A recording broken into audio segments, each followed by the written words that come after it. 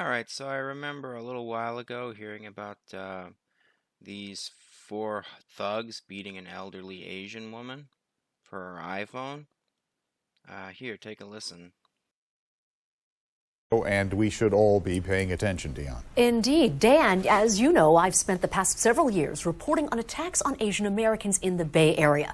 Feels like day after day after day. This incident, though, is by far one of the most heinous acts I have ever seen. And unlike many victims, this family was not afraid to speak out, and for good reason. This is the housing complex where Mrs. Zhang's mother, who requested we refer to her only as Mrs. Ren, has spent the past 2 years hiding inside from COVID until yesterday. Yesterday was one of the day. For a long time she went out, and this is what happened. 70-year-old Mrs. Ren now hides inside for another reason. Bedridden from the extreme pain she suffered when approached by 4 juveniles Sunday evening, who asked her what time it was, according to police. They searched my body, and then I quickly realized they're up to no good. Mrs. Ren says that's when the suspects realized she had an iPhone 7. Video the housing complex provided to SFPD to be used in the investigation shows the suspects follow Mrs. Ren into the elevator when she refuses to give up her phone. They got really mad and pulled me down. Already on the ground, Mrs. Ren is kicked squarely in the face. They used the fist to hit my head multiple times, and then they pull me down to the ground and kept hitting me. So apparently in this video, one of the suspects is like 11 years old. Then I saw this other article online, and well, the suspects in that article don't seem much older than 11. So yeah, these 3 black girls, they look to be like what? 13, 14, maybe 16. They robbed a whole whack of street vendors, and they were telling Mexicans to go back to Mexico, etc.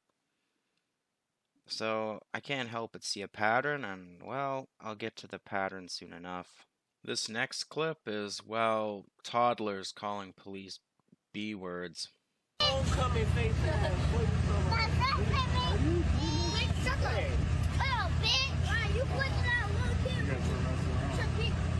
So yeah, it might just be me, but that toddler just called the cop a itch.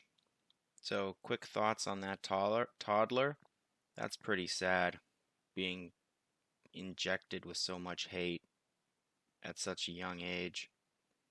By the time they're 12, they're gonna be like these 4 hoodlums beating up the most vulnerable, i.e. the elderly. So it's just strange.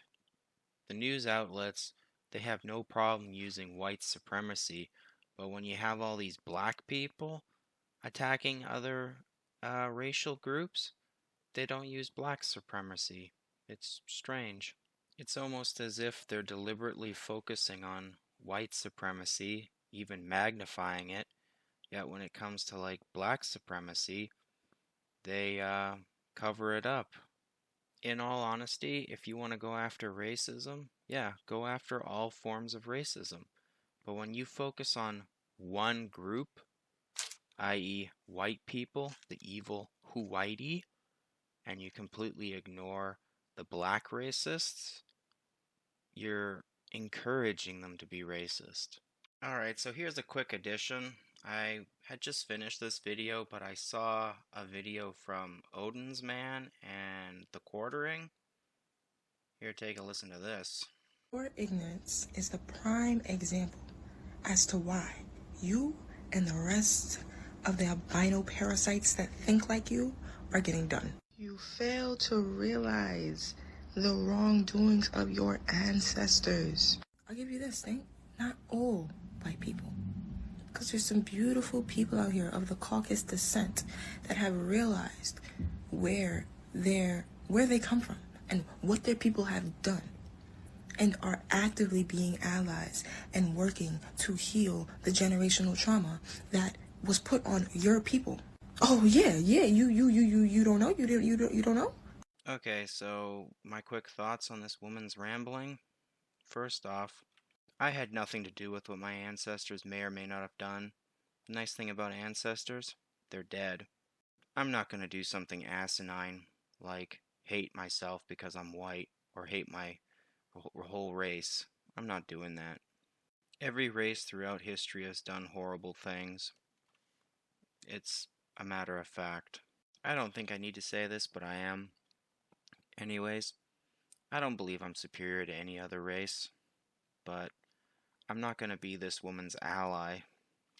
As for the trauma the white people have had to endure, according to this woman, the only trauma I can think of is white people started to be tolerant and accepting, and then people like her turned around and flipped it against white people and then just started pouring on the hate, i.e., using the past as a cudgel to browbeat the white people.